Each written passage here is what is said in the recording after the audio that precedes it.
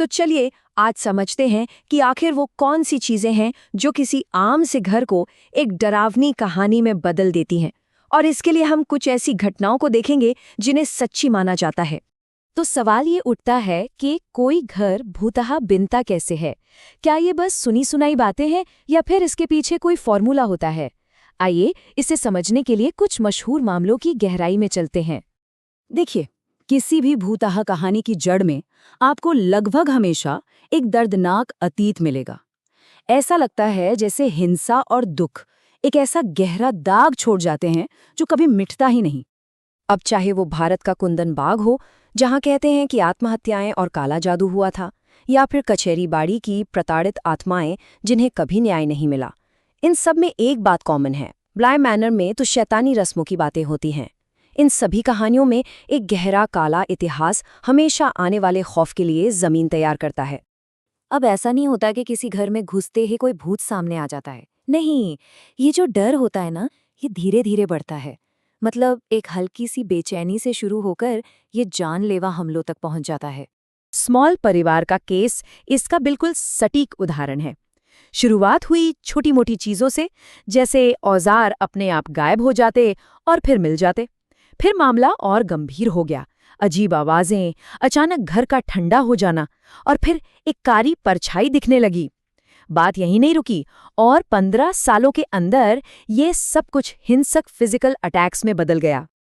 और अक्सर होता क्या है कि जब इन घटनाओं की जांच करने की कोशिश की जाती है या इनसे लड़ने की, तो रहस्य सुलझने के बजाय और भी गहरा हो जाता है। ऐसे सवाल खड़े हो जाते हैं जिनका कोई लॉजिकल जवाब नहीं होता। कुंदन बाग वाला मामला तो दिमाग घुमा देता है।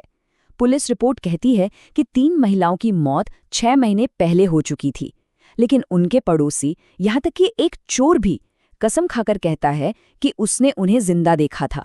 तो सवाल ये है कि ये कैसे मुमकिन है? और जब मामला हाथ से निकल जाता है तो एक्सपर्ट्स को बुलाया जाता है। स्मॉल परिवार के केस में भी ऐसा ही हुआ। और एक्सपर्ट्स भी कोई ऐसे वैसे नहीं, बल्कि दुनिया के सबसे मशहूर पैरानॉर्मल इन्वेस्टिगेटर्स एड और लॉरेन वॉरेन। वॉरेन ने जब जांच की तो पता चला कि घर में सिर्फ इंसानी आत्माएं नहीं हैं। उनके मुताबिक वहां एक अमानवीय, मतलब एक राक्षसी ताकत थी जो बाकी आत्माओं को कंट्रोल कर रही थी। और यही चीज इसे बेहद खतरनाक बना रही थी, इतनी कि उसने जांचकर्ताओं पर भी हमला किया। और सबसे चौंकाने वाली बात क्या है, इतने सालों की जांच, इतने एग्जॉर्सिज्म के बाद वॉरेन दंपति ने खुद माना कि ये उनके पूरे करियर का इकलौता ऐसा केस था जिसे वो कभी सॉल्व नहीं कर पाए। तो क्या परिवार के घर छोड़ देने से कहानी खत्म हो जाती है? नहीं, वो डर, वो आतंक उस जगह की पहचान बन जाता है और पीछे रह जाता है एक ऐसा निशान जो शायद कभी नहीं मिटता। ये घर खुद उस खौफ की निशानी बन जाते हैं।